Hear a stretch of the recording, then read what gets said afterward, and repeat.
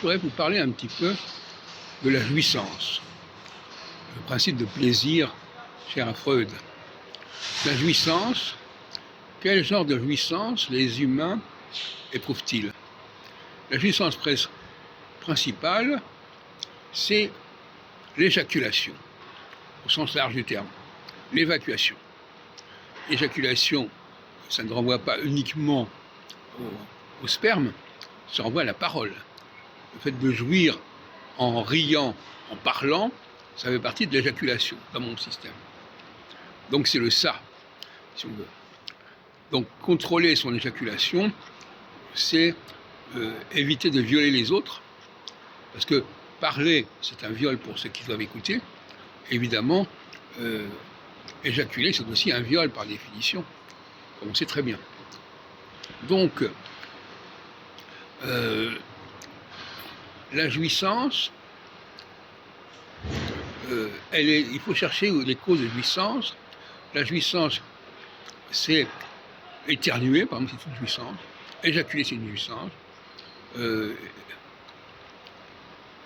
Chier, c'est une jouissance. Et, bien entendu, parler, rire, c'est une jouissance. Mais parler et rire, c'est une jouissance féminine. Et éjaculer, par définition, c'est une jouissance masculine.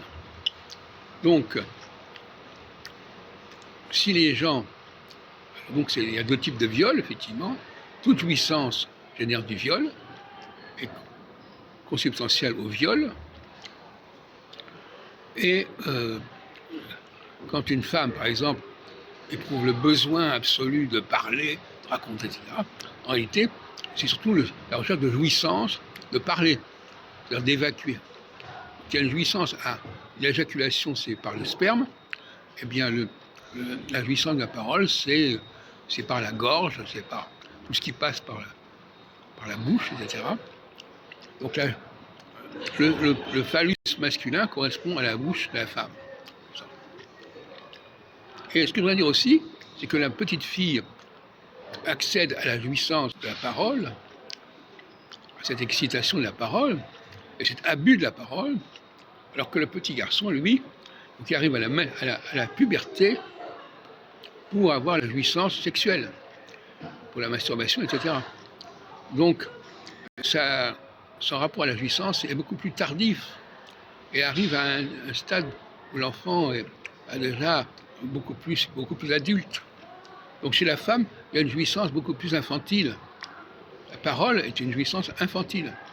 Vous n'avez qu'à regarder les enfants adorent parler, adorent raconter. Ils n'arrivent plus à s'arrêter. Et ça, c'est une jouissance à laquelle on peut accéder très très jeune. Alors que la jouissance proprement sexuelle, c'est une jouissance qui est réservée à l'âge de 13 ans, enfin bon, peu importe, qui correspond d'ailleurs à la bar mitzvah, à la communion. C'est pas du tout le même niveau. Et ça aussi, ça demande réflexion.